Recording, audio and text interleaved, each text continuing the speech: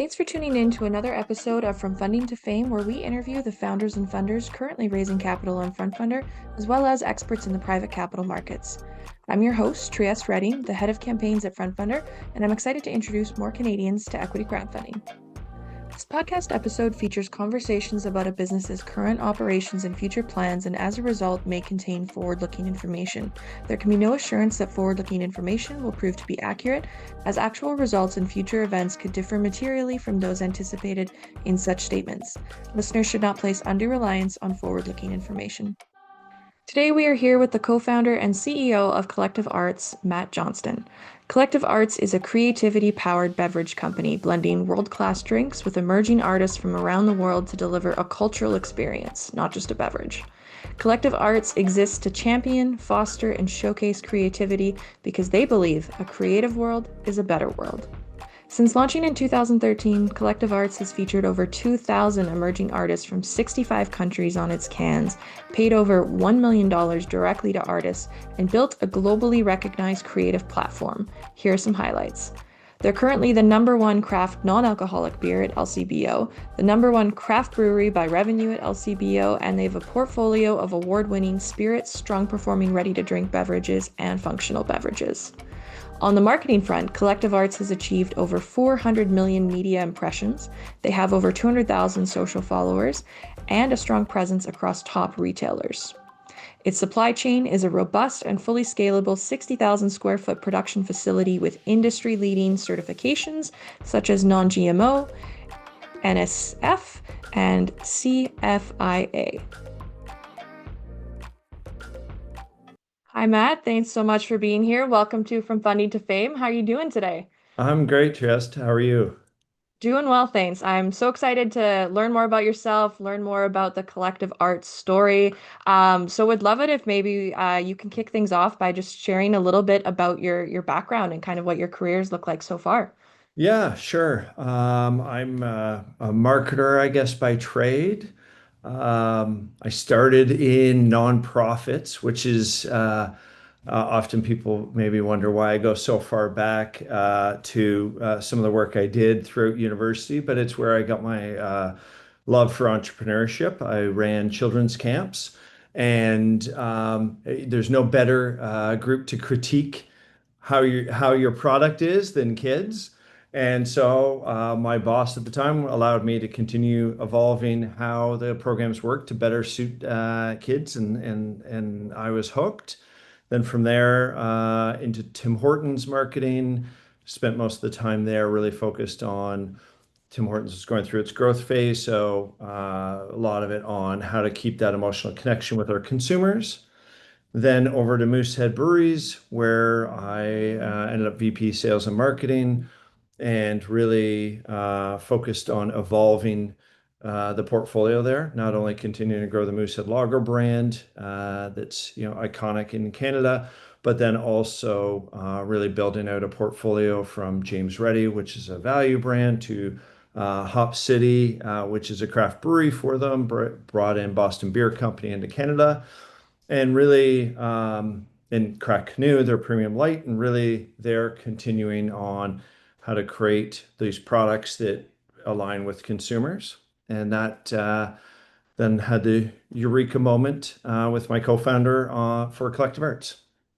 Wow, that's amazing. Really interesting background there. I think there's no better audience often than kids for understanding a product or service. And what is that expression that, if you can't pitch it to a kid and have them understand it, your pitch is too complicated. So Yeah, I yeah, imagine you probably learned a lot from that.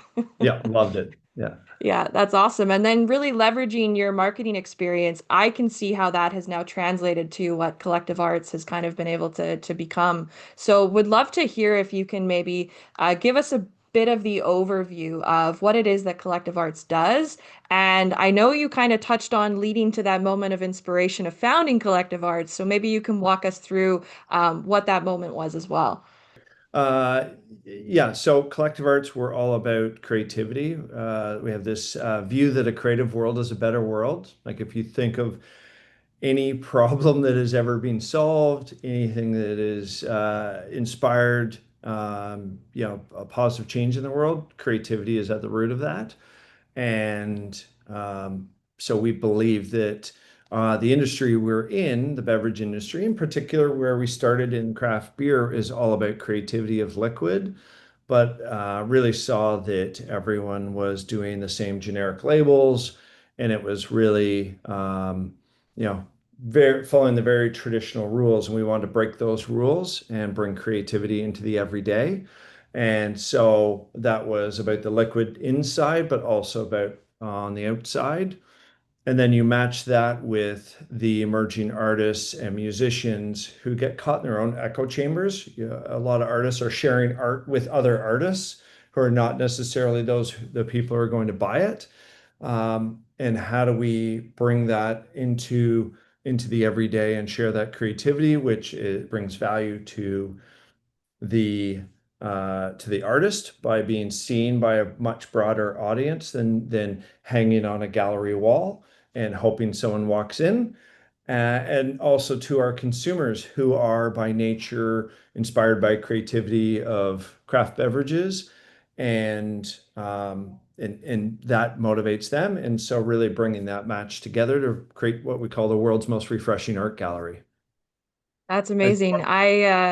Yeah, actually was an art student in school, and I think it's so important that you see kind of art brought more to the forefront. And what you guys are doing is so incredibly innovative there. And I think even with schooling now, you're seeing art introduced as part of the STEAM programs, which is awesome. So having more of that creativity element and bringing that to the table is fantastic. But yeah, going back to your moment of inspiration there, was there like a particular light bulb moment that you're like, hey, we need to bring this art to the brewing industry? Yeah, so Bob Russell and I started Collective Arts together. We had been working together on a few projects, and I talked to him about wanting to start my own company, my own brewery, and he said, "Hey, would you be would there be room for another?" And so Mhm. we started ideating, and this idea of evolving art and bringing that to life was something we talked about, and and then really he then brought that visually to life and what that could look like, and there was like a light bulb that went off for us, and really that was a pretty exciting moment. Then as we shared this idea with others, it was interesting because other people I knew in the industry would be like, "Oh, your art school project, that's fun and that's niche." And we're like, "No, I don't think you get this. Like this is about being purposeful. This is about creating a movement. This is not. I don't need to me too what everyone else does." It was about reverse engineering the way brands are built. So typically, you create a brand and you have this name of your product and you have a consumer and you're saying, okay, who are my consumers? What are they interested in? Okay, if they're interested in EDM music, great, so am I. And so that's how I'm connecting it. We flipped it and we said, we're going to be part of this grassroots movement and we're going to help to champion creativity. We're going to embed that into our brand so no marketer could screw it up in the future. That's what we stand for. We'll put it right in the name. And and so we are part of this community and helping to champion this community forward. And the nice part is creativity is one of those few things that travels the world that is inspiring everywhere in the world.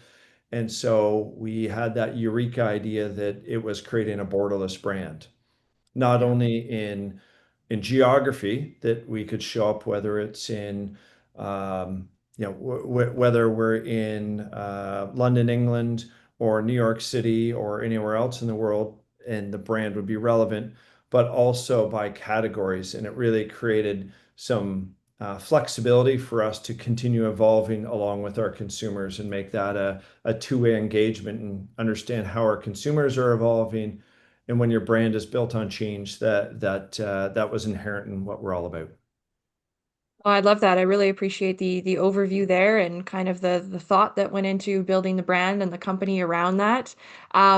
I know you've been the company's quite established. You've been around for a while. What were some of those early days like as you were connecting with artists and trying to find those first customers? Yeah, it was a daunting moment. Like we before we made our first batch of beer, we did our first call for art.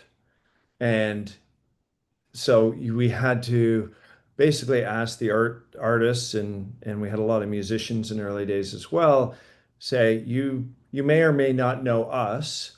You definitely don't know collective arts because it doesn't exist. But we want you to trust us that we are here to partner with you and to champion you and to promote you and to pay you. And luckily for us, there was an amazing response. We had about 800 submissions. Our first series featured 93 artists, and that was pretty inspiring for us that there was that much support for this idea. Then it was a matter of convincing that the beverage community, both the buyers as well as the drinkers, that they love this idea as well. No, that's awesome. I think being that creativity powered beverage company, you're obviously blending world-class drinks. The product has to be great, but also with that emerging art to deliver that cultural experience, which is fantastic. And I know you've noted in your materials as well, just that, you know, mass market beverages aren't really built for the new generation. So what you guys are doing is really different. So I'd love to hear more if you can just tell us kind of how you're doing things differently with more of that purpose-driven approach than, existing brands in the market. Yeah, so when we started, millennials would have been the category that everyone was focused on, and now I'd say that shifted to Gen Z, and our brand becomes even that much more relevant because consumers are looking for you to stand for something more than your products. They're looking for you to be purposeful, thoughtful, have two-way engagement, and that's exactly how our brand is built. Again, we do these global calls for art. We've had over, I think it's got to be close to about 40,000 submissions that has been curated to feature about 2,000 artists. And then those just over 2,000 artists, and we paid over $1 million to those artists. And we take no ownership of their art. We can only use it for a limited period of time. So it's very artist friendly. And then we apply that to our brand and feature that. So I can't think of any other brand in the world, and no one else has been able to share another one with me that is really has that baked into it. We will also go to artists that inspire us and commission work and pay them obviously accordingly for that. And so that's just a really different lens in how we build it. And so we're really building this ecosystem, which allows us then, as consumers' tastes change, to really take this idea of collective arts and incubate into other spaces, which has become really important because I would say consumer tastes really going through the pandemic and coming out have really evolved quickly. And so our brand is built for that evolution. Yeah, it's amazing. I think you guys have a great variety of product. Obviously, it's a great quality product, but then, there are so many consumers as well who buy based on visuals. I myself am often one. I love looking at the art when I'm in the store and making Yeah. decisions based on that. And you guys certainly stand out on the shelf, but not only that, because you're bringing in different art, it's always fresh and there's new takes on that, which is really fascinating. Yeah, there's layers to the brand. Like a lot of people will come into it just, oh, that's a pretty tiger that's on that can. They pick it up, they try it, they then like the liquid. They may only know that we have pretty art and nice liquid, but then the next layer, once they find out that we actually pay those artists, we champion it, it's evolving, that gets them that much more embedded into what we're all about. Absolutely. Now, you mentioned earlier that, one of the objectives was really building kind of that borderless brand. So for collective arts, what is kind of the market opportunity that exists in this space? Well, it's pretty unlimited. Again, we started in craft beer. We always knew, if I go back to our original presentation deck that we wrote for ourselves, our business case was that we knew we'd evolve into other categories and other markets. Um, and craft beer by nature is a more niche category within beer. But as we evolve, we're now breaking more outside of just pure craft beer with our lagers, and we're breaking into the bigger volume there in beer. in ready to drinks. But then also now you look at the trends on the functional, better for you, non-alcoholic space. Again, those consumers are by nature looking for a better experience. They want to look past that status quo. And so our brand is really that step past the status quo. And so it's essentially exponential in nature. And I think there was a period of time where maybe as a brand, we're almost apologetic for growth because we came from this community of craft beer that was all about small and local. And but our brand was built to break that mold in that the reason it's small and local was because most of the brands, that was their emotional connection, Mm, was if you knew Matt and you happen to like me and my brewery was named, Matt's Brewery, great. Or if you were from Hamilton, where our facility is, you had that emotional connection and pride. I call it the pebble theory. Most had the ability to throw one pebble and it only rippled so far.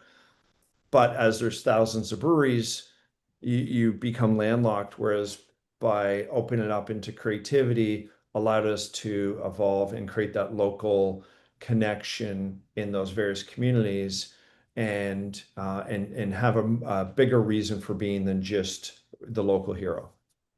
absolutely. You provided a bit of an overview of kind of the different product lines or domains that you guys are in. So would love it if for the listeners today, maybe you can outline just more of the different products that you guys offer, how it is that you make money, and perhaps if you're open to it, do you have a favorite product? Oh, Is there a favorite drink of yours? that evolves. Depends on the time of day, time of year, day of the week. I would say, yeah, we craft beer is our original category. It's still our largest category. We're enjoying a lot of growth in that category, which not many people can say, but we've really leaned in. And I would say a big thing for us is we are always very brand forward. We really worked hard to make sure as we've become unapologetic for growth is to lean in and make sure that we have the sales organization and the distribution organization to really match the awareness of our brand. We would be top 25 followers for any beer brand in the world.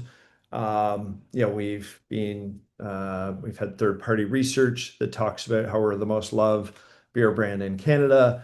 But yet we really weren't leaning in on driving the sales side. And so that's been a real focus for us. And as we've done that, that's allowed us to have a bigger lens on the categories we can participate in. So beside beer, we have our ready to drink category, which has gone through the evolution of seltzers, and now it's more premiumizing, and the cocktails, which very much fits us because we're flavor forward, better quality. So that's a big growth opportunity for us. Then on the better for you side, really doing the non-alcoholic versions of those is really important for us. And because we know all of our consumption habits are changing, a lot of people are Mhm. blending between those two. And then, probably the furthest afield is more the functional space, but it's a lot of fun to be in and because it's moving extremely quickly and we have not yet launched. We have some amazing products already in the market, and we have some amazing ones coming down that have just secured national distribution before even launching. So we have some amazing opportunities there. Again, all this comes under the umbrella of creativity, and then we can craft those products and the unique positioning for that category. Fantastic. It's great to hear more about the diverse product line that you guys have. There's certainly a drink for everyone, which is fantastic. And you touched on it briefly there, being Canada's most loved beer brand. There were some other metrics that you mentioned. I know you've touched on, 1 million paid back to artists. There's been some incredible traction that the company has had over the years, including just the social following and community that you've built online as well. So would love it if you can share just a bit more about the company's traction that you've had so far, as well as where the company's headed next. What are some of those big next goals for you guys? Yeah, big next goals. Traction, yes, we have well over 200,000 social followers.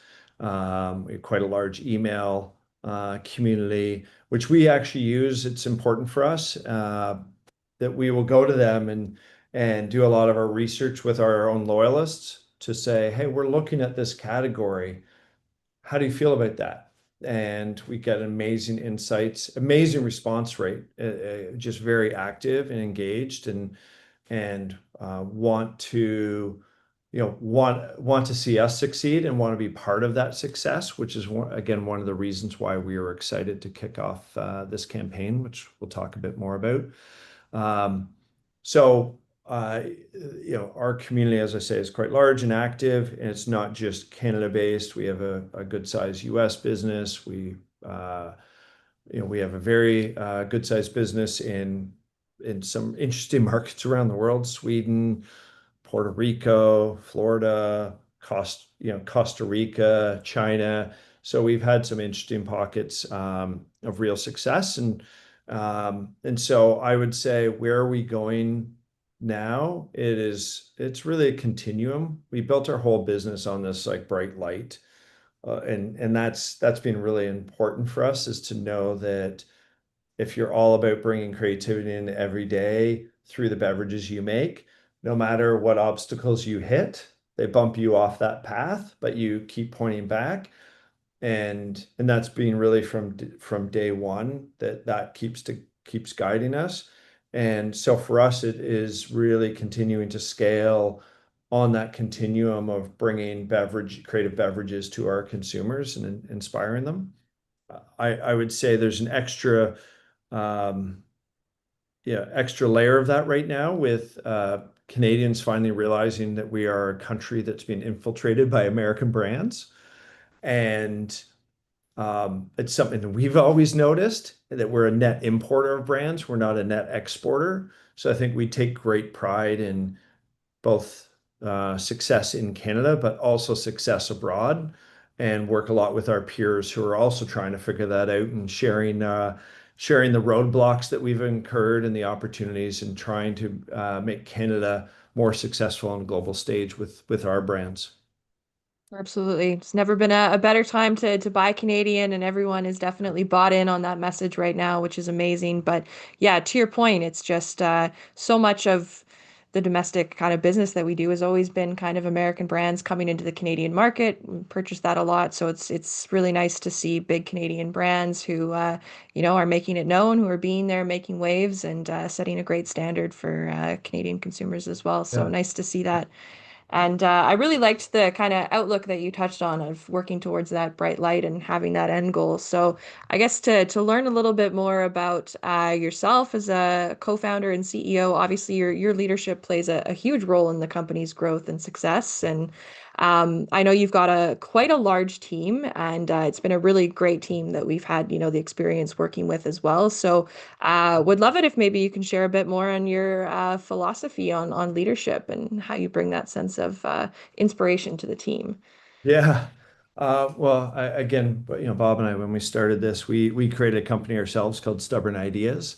Um, and really that is a bit of nature of the two of us, of, stubborn individuals and determined to, have that vision and stick to that and drive it forward.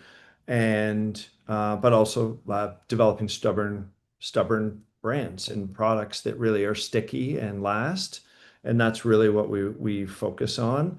And so our team is a mix of, sometimes I call us a bit of a garage project. There's a lot of people who've grown up in the organization, um, and they know it better than I do, inside out and backwards, and that's amazing. As well as we brought in some experts from other companies, and created a really nice dynamic um, of sort of best practices from the industries that we're in, but as well as really building up through our organization to understand the DNA of our brand, because it is so unique and different.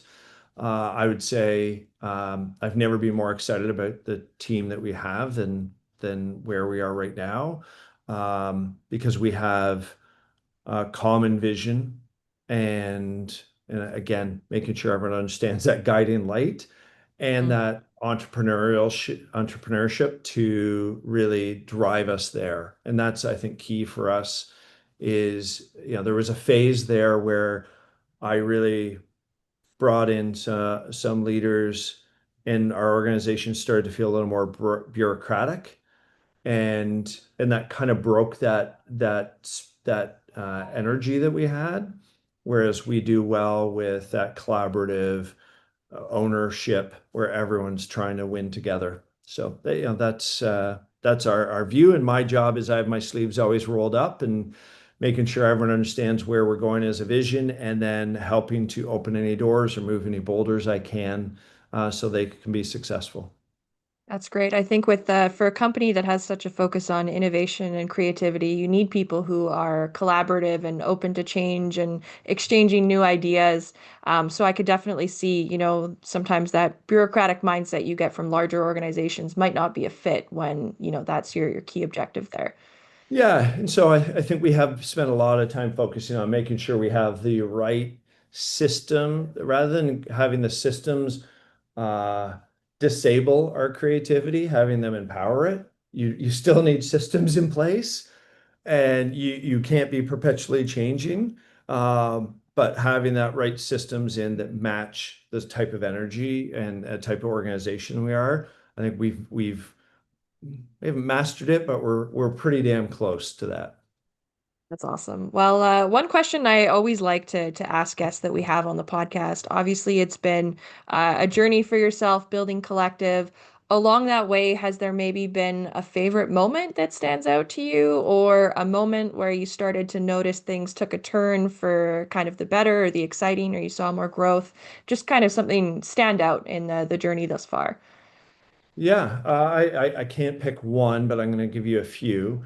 The first one was staying in the Gladstone Hotel in Toronto. We did our launch party, and to see people's reaction. I talked earlier about the artists embraced us.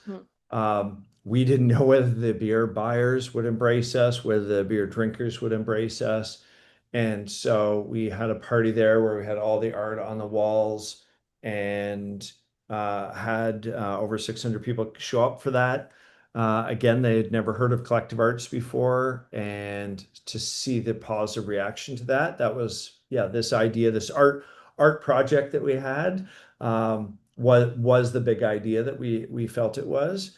So I would say that, that was probably that was a favorite moment. Um, uh, our launch into the US in Boston, same thing, to again be this young Canadian company and to create disruption in a major creative city in the US was a very proud moment. Um, there's lots of other ones, but I would say, and then quite recently, again, I mentioned that there's some new initiatives coming that are really, really exciting. And I would actually say that fits as my third moment, but I just can't unfortunately share anymore right now. But very proud moment to be going national with some key retailers with some brand new products that we believe will be highly disruptive in the market.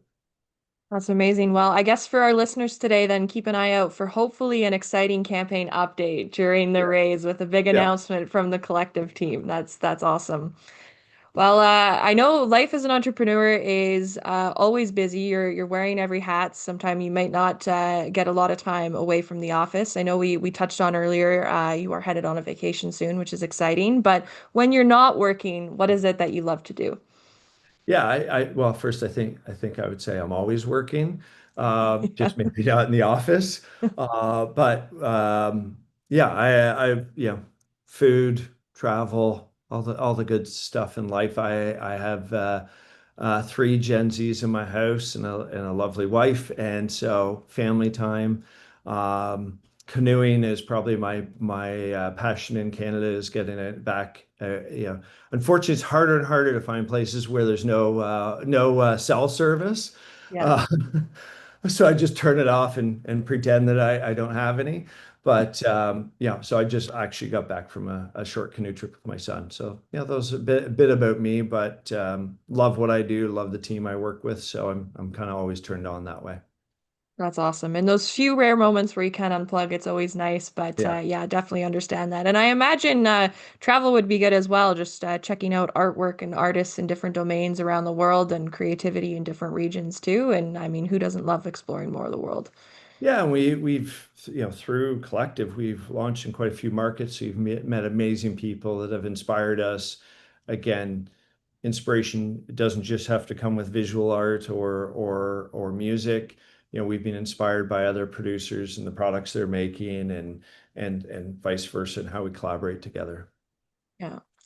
Well, we touched on earlier a little bit about your community and kind of, the fact that you guys are now raising capital. So would love to hear just a little bit from you, what your experience has been raising capital so far, and what are really some of your goals with this community capital raise through FrontFundr? Yeah, again, from day one, we've always had this view that we named ourselves a collective for a reason. It was collective in the artist, but we always had this view that we wanted to be owned by our drinkers, our artists, our staff, and truly bring that to life and have them be part of our journey, help to guide us and help to participate in our successes. Um, so that's really what we're motivated by is we've had this amazing community of support and offer that up to participate. From the use of funds, it will be a mix of continuing to drive growth through our sales organization, through some CapEx that will both increase our capacity as well as our efficiency here and really champion the arts community and continue to be able to shout louder and shout about creativity and make more noise. That's fantastic. Yeah, I think the community element is just so impactful, as you noted, and kind of with coming back to those layers again, as an individual who supports the company, not only can you, buy the product of a company supporting artists, which is very impactful. You're buying a Canadian brand, but also you can become a co-owner of that Canadian brand too, which is incredibly exciting. And yeah, I think it's a really great story there, and definitely, really seems to align with the mission of the nature of the company that you guys have built as well. Yeah, yeah, completely aligns with what we're all about. And if we could have, if FrontFundr existed at the time, which I don't think it did, it would have been a great way to start right at the beginning. So Yeah, it's always been part of our journey, and it's something that we hope to continue doing more of. absolutely. And yeah, we're certainly happy to have you guys here raising now. So yeah, I guess just as we look to kind of wrap things up today, a couple more questions. One thing that I always like to ask is, we do have a lot of entrepreneurs who might be listening or, other companies raising capital. Is there maybe a quote or a piece of advice you've received that's guided you along your entrepreneurial journey thus far? Yeah, again, I'll go back a bit to our guiding light, like building Yeah. something that matters and a purpose that means something to your consumers and means something to yourself will carry you through all those challenges. Um, yeah, that I think that's the best. It's something I wake up every day and remind Yeah. myself of. So that'd be my best advice. Absolutely. No, I think that's great. And it's so important for people to identify that and keep working towards that themselves. Last question for you now. Um, for those investors who are listening, if we could leave them with three things to take away about collective arts, what would it be?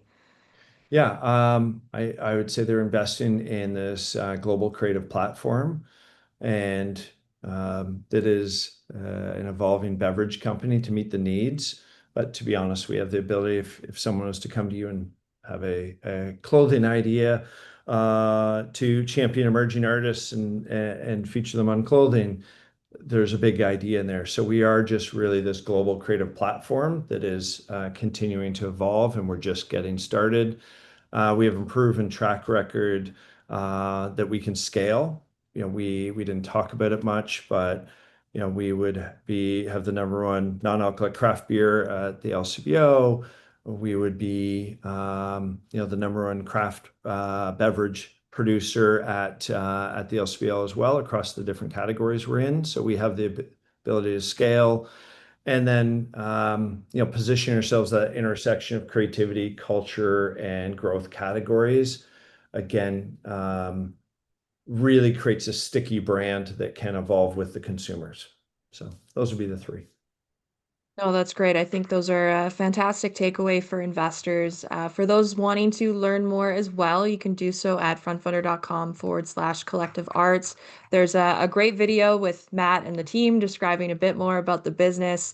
There are some fantastic perks available to investors as well that I encourage you to check out. And a lot of those key kind of traction points that Matt just mentioned are within the campaign page as well, and a lot of the materials. So definitely encourage you guys to check it out. And Matt, thank you so much for being here today. It's been great learning more about your journey and your progression as a marketer to founding Collective, and just really to see how the company has grown since you guys started to where you're at today. And yeah, really just love and appreciate the mission of what it is that you guys are doing. Thanks. Really, really appreciate your time and have really enjoyed this experience and have met quite a few. I've met the first investor and second investor, and I've met quite a few of them along the way that have come in and just amazing stories about their connection to their brand and why they believe in the idea. And again, our journey is just getting started, so we're excited for more people to be part of it. Those are the stories we love to hear. So really appreciate that. That's fantastic. For anyone new to the podcast, FrontFundr is Canada's leading equity crowdfunding platform, enabling all Canadians to invest in the most exciting startups and growth stage companies, something that was previously only available to the 1%. Subscribe to our weekly newsletter so you can have your questions answered in an upcoming episode. This podcast episode is for informational purposes only and should not constitute financial advice.